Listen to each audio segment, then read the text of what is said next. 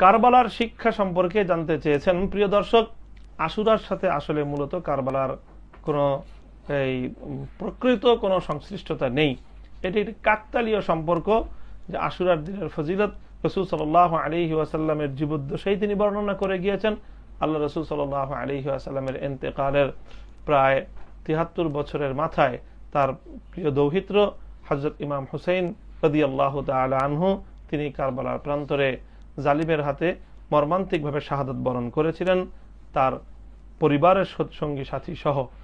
এই হলো কারবালার ঘটনা।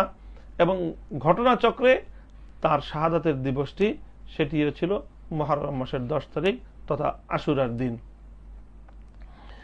এর সঙ্গে আশুরার দিনের ফজিলতের কোনো সম্পর্ক নেই, কারণ যেহেতু হযরত হুসাইন রাদিয়াল্লাহু তাআলা আনহু শাহাদাতেরও ৬০-৭০ বছর আগেই আল্লাহ রাসূল সাল্লাল্লাহু আলাইহি ওয়াসাল্লাম আশুরার দিনের ফজিলত বর্ণনা করে দিয়ে গেছেন। সুতরাং আশুরার দিনের সঙ্গে কারবালার কোনো সম্পর্ক নেই। তবে হ্যাঁ, কারবালার শিক্ষা, এটি কারবালার ঘটনা, এটি উম্মতের জন্য অবশ্যই একটি শিক্ষণীয় ঘটনা। আর কারবালার মূল শিক্ষা হলো যে কোনো প্রেক্ষিতেই অন্যায়ের সামনে মাথা নত না করা।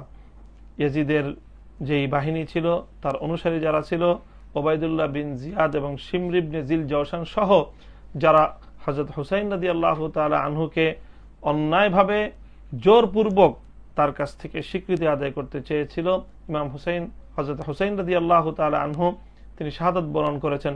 হযরত হুসাইন ইবনে আলী রাদিয়াল্লাহু তাআলা আনহু শাহাদাত বরণ করেছেন, কিন্তু তিনি কোনো পেশি শক্তির সামনে মাথা নত করেননি। কাজেই কারবালার শিক্ষা হলো অন্যায়ের সামনে মাথা নত না করা। কারবালার শিক্ষা হলো যে সত্য এবং ন্যায়ের পথে অটল এবং অবিচল থাকা। কারবালার শিক্ষা হলো ইমানদার জীবন দিতে পারে, কিন্তু সে কখনোই অন্যায়ের সাথে আপোষ করতে পারে না।